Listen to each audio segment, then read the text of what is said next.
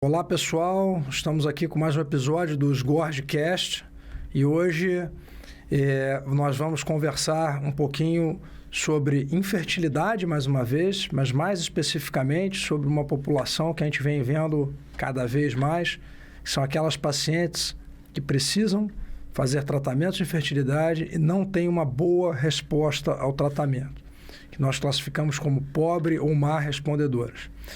E para me ajudar e para conversar aqui comigo hoje, está o meu amigo, diretor do Vida, Centro de Fertilidade, diretor da SGORGE, o professor da UERJ, Dr. Paulo Galo.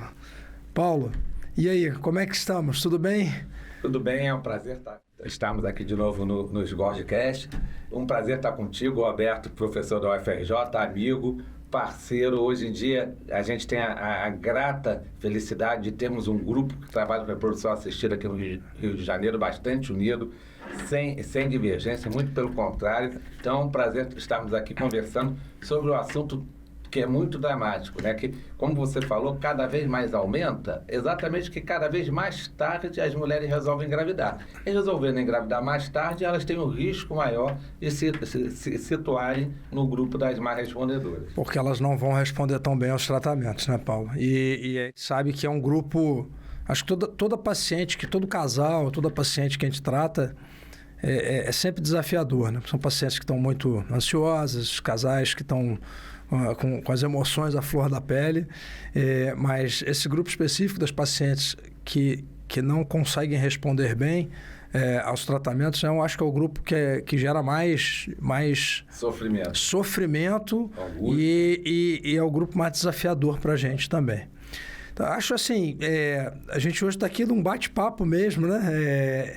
Eu queria que você me falasse um pouquinho, para a gente poder definir melhor qual que você, assim, para o pessoal que está nos assistindo, qual que é o conceito que a gente trabalha hoje de uma paciente má respondedora, uma paciente que não responde bem aos tratamentos de fertilidade. Até antes, como a audiência não é só de quem trabalha com reprodução, até deixar uma coisa clara. Por que a má respondedora é uma coisa tão angustiante para nós? Porque, ao contrário do médico ou do médico que não trabalha com reprodução ou do leigo, as pessoas não têm ideia que a grande maioria dos óvulos não são competentes para gerar um bebê. Mesmo uma mulher jovem com menos de 30 anos, de cada 10 óvulos, no máximo 5 vão ter capacidade de gerar um bebê. Uma mulher de 40 anos, no máximo 2. 80% dos óvulos não tem capacidade de gerar um bebê. Então, por isso que o Roberto colocou que é tão desafiante a gente trabalhar com as respondedoras, porque quanto menor o número de óvulos, menor a chance de conseguir um óvulo capaz de gerar uma criança e de um bebê nascido em casa. É isso aí. E eu acho interessante, a gente estava falando um pouquinho de epidemiologia antes de a gente entrar na definição.